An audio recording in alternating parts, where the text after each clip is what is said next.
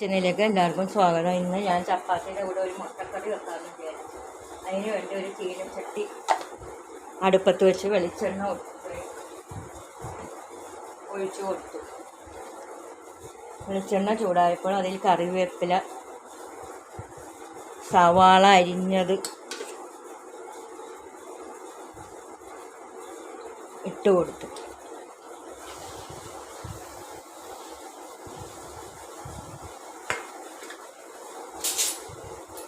സവാള നല്ലപോലെ ഇളം ബ്രൗൺ ആവുന്നത് വരെ വഴറ്റിയെടുക്കും. അതിൽ കുറച്ച് ഉപ്പിട്ട് കൊടുക്കാം.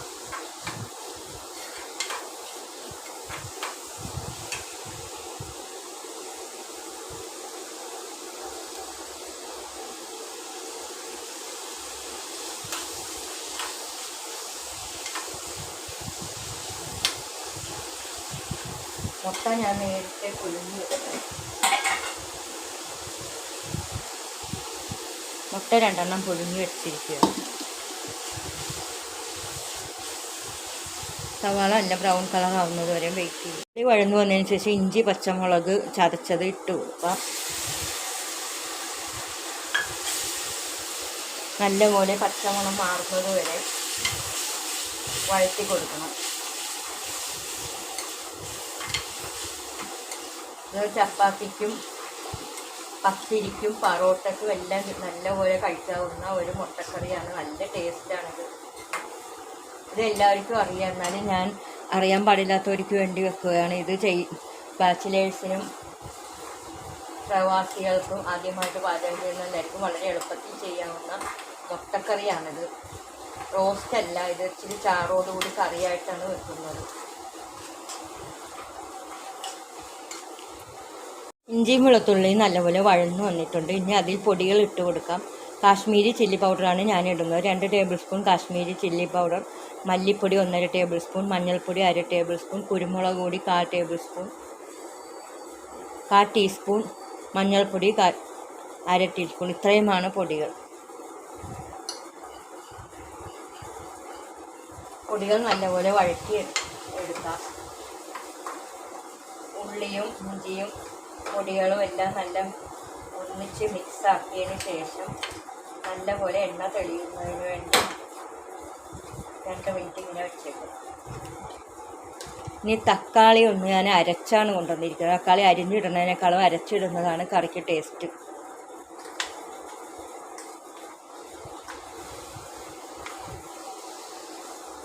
പൊടികളുടെ മണം മാറുന്നത് വരെ ഒന്ന് വഴറ്റി കൊടുക്കാം. ഈ ഞാൻ വിടുന്ന വീഡിയോ സ്കിപ്പ് ചെയ്യാതെ കാണുകയാണെങ്കിൽ നിങ്ങൾക്ക് എല്ലാം പെട്ടെന്ന് മനസ്സിലാവും എങ്ങനെ കറി വെക്കണ്ടേന്ന്. അല്ലെങ്കിൽ സ്കിപ്പ് ചെയ്യുകയാണെങ്കിൽ ഇടയ്ക്കുള്ളതൊക്കെ കാണാതെ പോയിപ്പോകും. അതുകൊണ്ട് സ്കിപ്പ് ചെയ്യാതെ കാണണേ. ഇടയ്ക്കൊന്ന് വെള്ളം ഒഴിച്ച് കൊടുത്തിട്ട് മൂപ്പിച്ചിടും.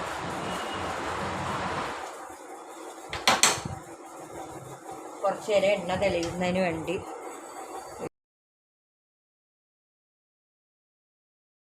പൊടികളുടെയും ഇഞ്ചി വെളുത്തുള്ളിയുടെ എല്ലാം പച്ചമണം നല്ലപോലെ മാറിക്കൊണ്ട് കണ്ടോ. നല്ലപോലെ ഞാൻ വഴറ്റിയാണ് കൊടുത്തത്. നല്ലപോലെ ഇളക്കി കൊടുത്തതിന് ശേഷം പച്ചമണം എല്ലാം മാറി. കുറച്ച് വെള്ളം ഒഴിച്ചു കൊടുക്കും. കുറച്ച് മല്ലിയെല്ലാം ഇട്ട് കൊടുക്കും.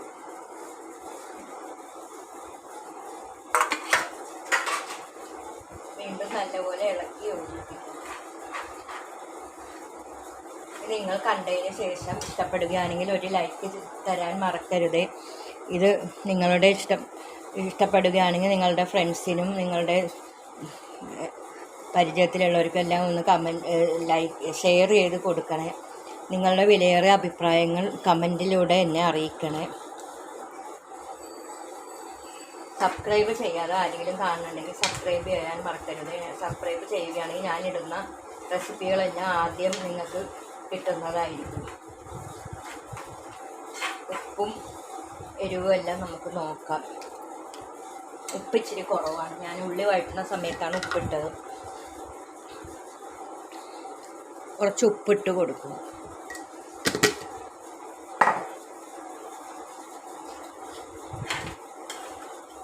നല്ലപോലെ ഒന്ന് തിളപ്പിക്കണം. 2 മിനിറ്റ് തീ കൂട്ടി വെച്ച് ഒന്ന് തിളപ്പിക്കുക.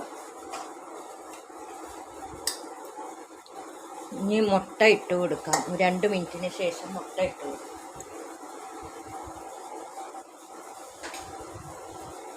മുട്ട ഒന്ന് സൈഡിലൊന്ന് വരഞ്ഞതിന് ശേഷം ഇട്ട് കൊടുക്കാം.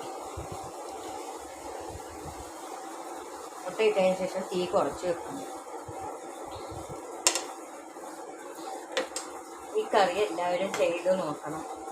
ഇഷ്ടപ്പെടുകയാണെങ്കിൽ എന്നെ കമൻറ്റിലൂടെ അറിയിക്കണേ.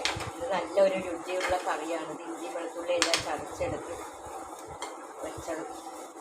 2 മിനിറ്റ് അടച്ച് വെക്കുക.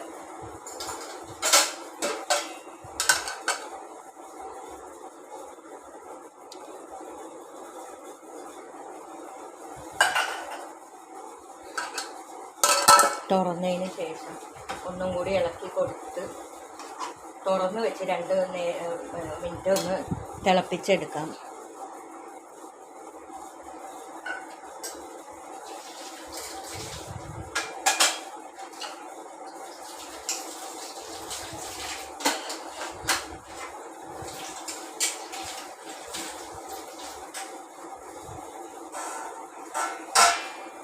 നല്ല രുചിയുള്ള മുട്ടക്കറി ഇവിടെ റെഡി ആയിട്ടുണ്ട്. പൊറോട്ടയുടെ കൂടെയും അപ്പത്തിൻ്റെ കൂടെയും ചപ്പാത്തിയുടെ കൂടെയും അരിപ്പത്തിരിയുടെ കൂടെയും എല്ലാം കഴിക്കാൻ പറ്റിയ നല്ലൊരു മുട്ടക്കറിയാണിത്. ഇതെല്ലാവരും ചെയ്ത് നോക്കി. ഇഷ്ടപ്പെടുകയാണെങ്കിൽ ലൈക്ക് ചെയ്യുക, ഷെയർ ചെയ്യുക, കമൻറ്റ് ചെയ്യുക. നിങ്ങളുടെ അഭിപ്രായങ്ങൾ കമൻറ്റിലൂടെ അറിയിക്കുക. പരിചയത്തിലുള്ള സുഹൃത്തുക്കൾക്കും എല്ലാം ഈ റെസിപ്പി അയച്ചു കൊടുക്കുക. നല്ലവരായ സബ്സ്ക്രൈബേഴ്സ് എൻ്റെ ഇത് വീഡിയോ കണ്ട് ലൈക്കെല്ലാം തരണേ. ഇനി ഒരു നല്ല റെസിപ്പി ആയിട്ട് വരുന്നത് വരെ ബൈ.